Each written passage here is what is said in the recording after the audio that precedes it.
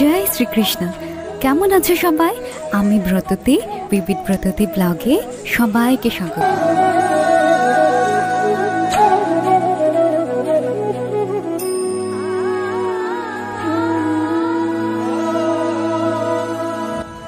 সপরিবার মিলে আজ চলেছি শ্রীকৃষ্ণের আরেক অবতার মহাপ্রভু শ্রী চৈতন্যদেবের জন্মস্থান মায়াপুরের উদ্দেশ্যে।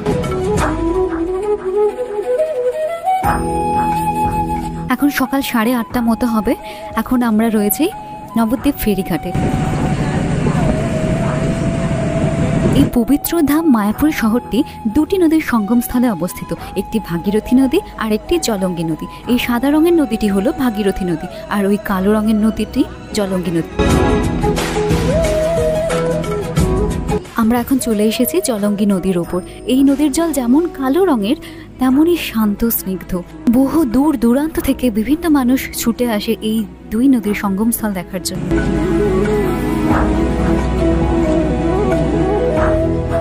পৌঁছে গেলাম পবিত্র ভূমি মায়াপুর ধামে।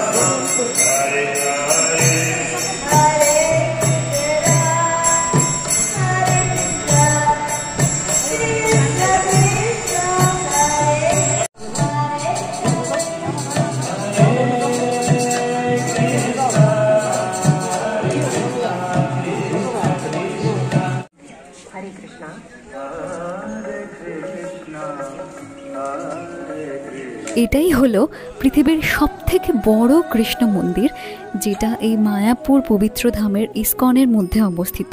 এর নির্মাণ কাজ যদিও এখনো শেষ হয়নি। এই মায়াপুর ইস্কনই হলো পৃথিবীর সমস্ত ইস্কনের হেডকোয়ার্টার।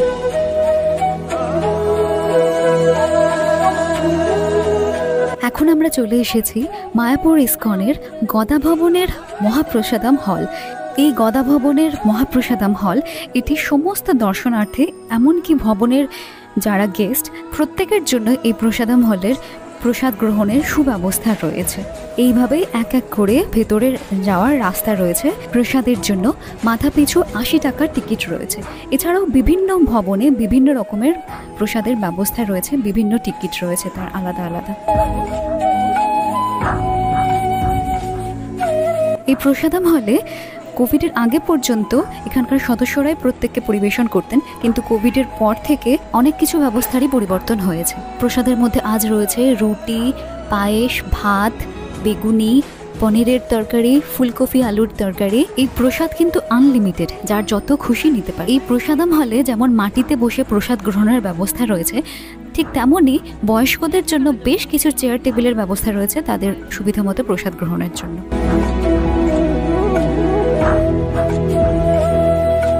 এই গদা ভবনের বাইরে এইরকম চারিদিকে নানান রকমের রং বেরঙের ফুলের বাগান রয়েছে। খুব সুন্দরভাবে পরিচর্যা করা হয় প্রত্যেকটা বাগানের।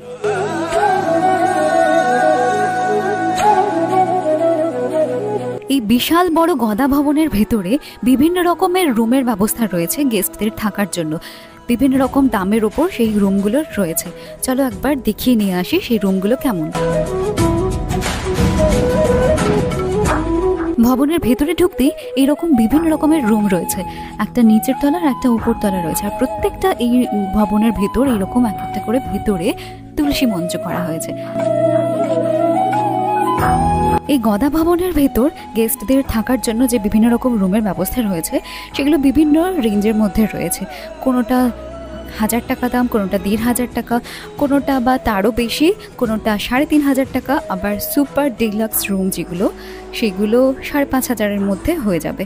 তবে এখানের বুকিং সব অনলাইনে আগে থেকে বুকিং করে আসতে হয়, না হলে পাওয়া পসিবল না। গদা ভবন ছাড়া যশোদ্যান ভবন আর শঙ্খ ভবন এই দুটি ভবনেও রুম অনলাইন বুকিং করে আসা যায়। এই 3টি ভবন অনলাইনে বুকিং এর মাধ্যমে পাওয়া যেতে পারে। এছাড়া বিভিন্ন রকমের ভবন রয়েছে, তাতে বিভিন্ন রকমের থাকার ব্যবস্থাও রয়েছে। তবে এতটাই দর্শনার্থীদের ভিড় হয় এই মায়াপুর ইস্কনে, আগে থেকে বুকিং করে নিশ্চিন্তে আসাই এখানে সব থেকে ভালো।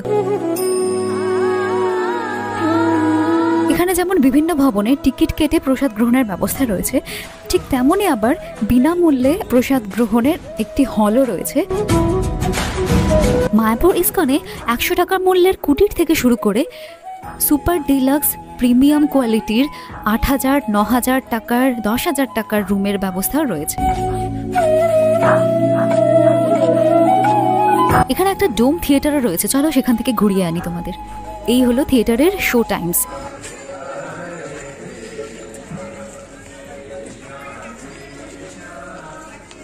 চলে এসেছে মায়াপুর ফুলডোম থিয়েটারের সামনে। মায়াপুর ইস্কনে বৈদিক ওয়েডিং এর ব্যবস্থা রয়েছে। যারা বৈদিক মতে, বৈষ্ণব মতে যারা বিয়ে করেন তার জন্য এখানে সুব্যবস্থা রয়েছে। এই ঠিক থিয়েটারের ঠিক পেছনে বিশাল বড় একটা মাঠ রয়েছে, সেই মাঠে প্যান্ডেল করে অনুষ্ঠান করে বিয়ে করা হয়। সবাই এখানে বুকিংও করতে পারে এই বৈদিক মতে বিয়ের জন্য।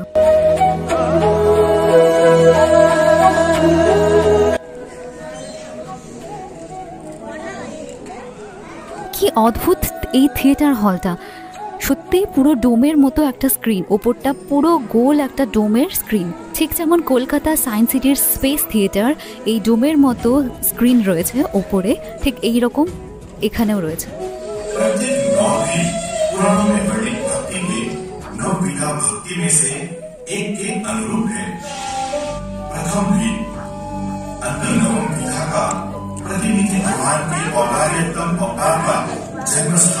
আজ যেহেতু শনিবার, তাই আজ মায়াপুর ইস্কনের ভেতর রাধা মাধব রথে চড়ে নগর পরিক্রমায় বেরোবেন, তাই পুরো পথটাই এইভাবে রঙ্গোলি বানানো হয়েছে। চলো।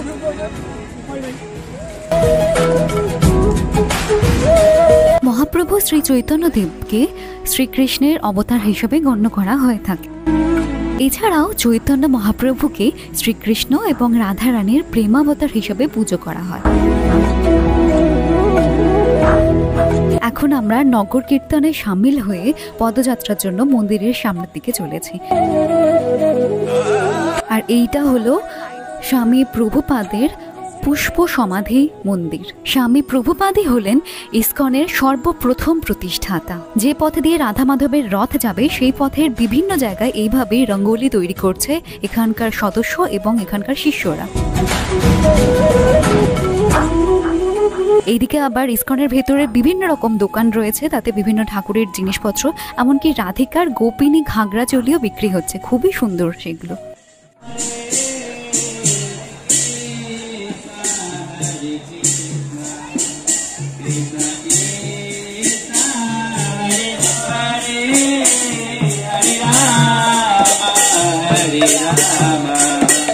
এখানের পথে প্রায় দেখতে পাওয়া যায় বিভিন্ন রকমের নাম সংকীর্তনের দল, তারা 24 ঘন্টায় নাম সংকীর্তন করে চলেছেন। আর এখানে আবার একটি রঙ্গোলি তৈরি করেছে এখানকার কিছু শিষ্যরা। স্বামী প্রভুপাদ ছিলেন কলকাতা নিবাসী, ওনার জন্ম কলকাতাতেই। উনি কলকাতা বিশ্ববিদ্যালয়ের অন্তর্ভুক্ত স্কটিশ চার্চ কলেজের স্টুডেন্ট ছিলেন। উনি বিবাহিত ছিলেন এবং ওনার সন্তানও ছিল। পরে উনি সন্ন্যাস গ্রহণ করেন। স্বামী প্রভুপাদ ছিলেন বৈষ্ণব ধর্মগুরু এবং ইস্কন বা হরে কৃষ্ণ আন্দোলনের প্রধান প্রতিষ্ঠাতা। তার জীবনের মূল উদ্দেশ্য ছিল হিন্দু ধর্মের বৈষ্ণব মতবাদটি সমগ্র বিশ্বের মধ্যে ছড়িয়ে দেওয়া।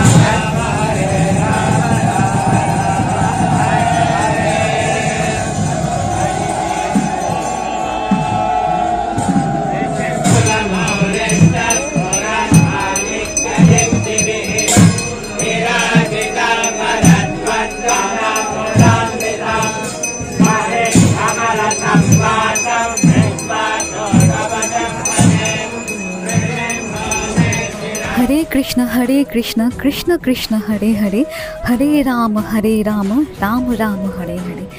এই বাণীটি উচ্চারণ করা মাত্রই যেন জীবন পবিত্রতায় পূর্ণতায় পরিপূর্ণ হয়ে যায়। কি যে অসাধারণ অভিজ্ঞতা হলো এই পদযাত্রায় অংশগ্রহণ করে। আগে মায়াপুর ইস্কনে এই নগর পরিক্রমাতে রাধা মাধবকে হাতির পিঠে চড়িয়ে পরিক্রমা করানো হতো। আজ তার জায়গায় দেখলাম যে রথে চড়ে রাধা মাধব পরিক্রমা করছেন।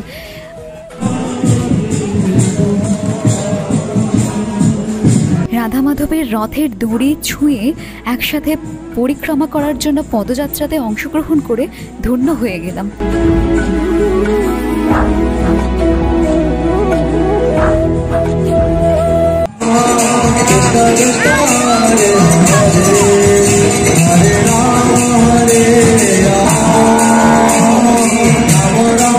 এইভাবে দুটি রথ চারটে ষাঁড় দিয়ে টেনে নিয়ে যাওয়া হচ্ছে। প্রথম রথে রয়েছেন গৌর নিতাই, গৌর অর্থাৎ গৌরাঙ্গ বা শ্রী চৈতন্য মহাপ্রভু এবং নিতাই বা শ্রী নিত্যানন্দ মহাপ্রভু। গৌর নিতাই এনাদের দুজনকেই ভগবান শ্রীকৃষ্ণ এবং বলরামের অবতার হিসেবেই মানা হয়। এর সাথে স্বামী প্রভুপাদেরও একটি মূর্তি এই রথে রাখা রয়েছে।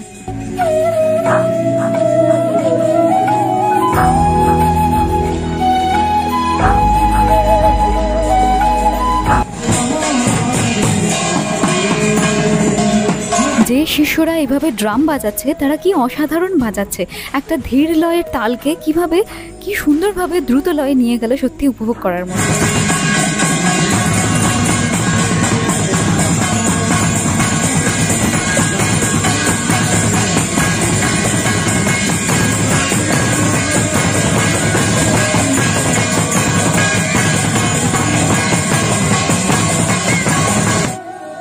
এইভাবে পুরো পরিক্রমার পথটা জুড়ে যতগুলো রঙ্গোলি করা হয়েছে প্রত্যেকটা রঙ্গোলির জায়গায় দাঁড়িয়ে দুটি রথকে দাঁড় করিয়ে সেখানে বিভিন্ন মানুষ পুজো করছেন, সবাই পুজো করছে দাঁড়িয়ে। এমনকি ইস্কনের ভেতর যতগুলো দোকান রয়েছে সেই দোকানদাররাও তারা শুয়ে পড়ে ষষ্ঠাঙ্গে প্রণাম করছে, পুজো করছে। সবাই দৌড়ে গিয়ে যেন পুজো দিচ্ছে, প্রণাম করছে। আর কেনই বা হবে না, স্বয়ং ভগবান নিজের মন্দির ছেড়ে দর্শনার্থীদের নিজে দর্শন দেওয়ার জন্য তিনি বাইরে এসেছেন, পরিক্রমা করছেন।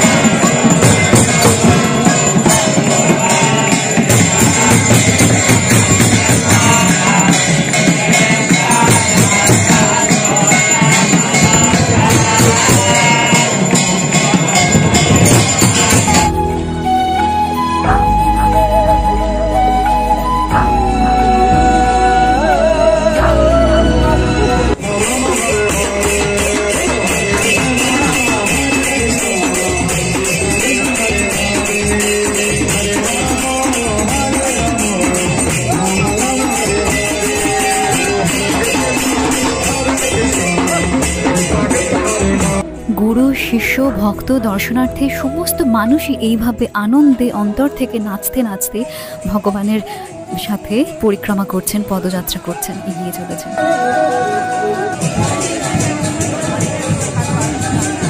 এইভাবে পরিক্রমায় পদযাত্রা করতে করতে আমরা এখন মেন মন্দিরের প্রথম যে 1 নম্বর গেট তার সামনে এসে পৌঁছেছি। এই গেটের সামনেই রয়েছে অখণ্ড নাম সংকীর্তন, যেখানে হয়ে চলেছে 24 ঘন্টা নন স্টপ হরিনাম সংকীর্তন। সেই স্থানে এখন এই পুজো হচ্ছে।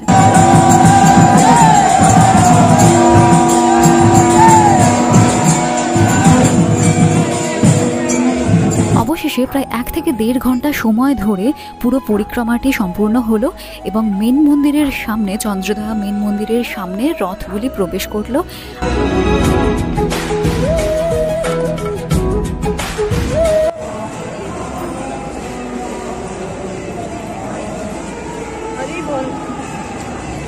এটাই হলো চন্দ্রদয়া প্রধান মন্দির। পরিক্রমা শেষে আমরা সকলে চলেছি এখন মেন মন্দিরের রাধা মাধব দর্শনের জন্য।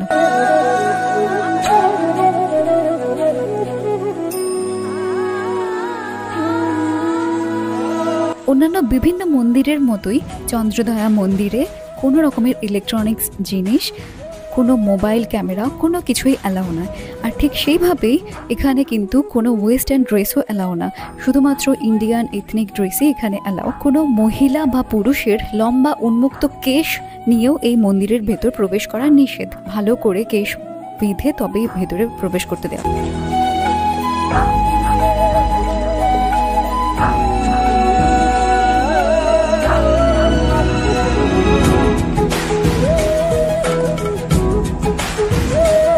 মায়াপুর ইস্কনের এই চন্দ্রদয়া মন্দিরের ঠিক উল্টো দিকেই পৃথিবীর সবথেকে বড় কৃষ্ণ মন্দিরটি তৈরি হচ্ছে। এই হলো সেই মন্দিরের প্রবেশপথ, আর তার দুই পাশে রয়েছে দুই ভবন। এটি হলো শঙ্খ ভবন আর তার পাশেরটি হলো পদ্ম ভবন। এই শঙ্খ ভবনটি হলো এই চন্দ্রদয়ান মন্দিরের একদম লাগোয়া, তার দেয়াল লাগোয়াই। আর এই ভবনের বিভিন্ন রকমের রুম রয়েছে বিভিন্ন দামের ওপর, আর যথেষ্ট ভালো সেই রুমগুলো, যথেষ্ট প্রিমিয়াম কোয়ালিটির রুম। যেহেতু মন্দিরের পাশে তাই দাম অনেকটাই বেশি।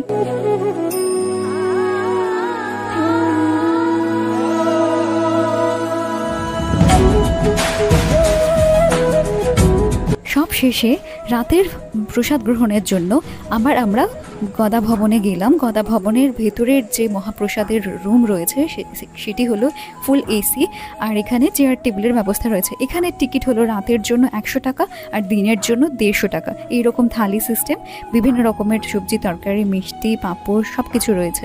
সকালে আরও বেশি আইটেম থাকে, রাতে কিছুটা কম তুলনামূলক। তো আমরা এখন রাতের প্রসাদ গ্রহণের জন্য চলে এলাম। মায়াপুর ইস্কনের নগর পরিক্রমা আজ এখানেই শেষ করছি। আমরা মায়াপুরের কোন ভবনে কিরকম রুমে রয়েছি তা পরের ভিডিওতে দেখাবো। এছাড়া আরো অনেক কিছু দেখাবো। কেমন লাগলো ভিডিওটা কমেন্ট করে জানাবে, ভালো লাগলে লাইক করে দেবে, আর এইরকম ভিডিও আরো দেখতে চাইলে আমার পেজটাকে ফলো করে দেবে। সবাই ভালো থাকবে।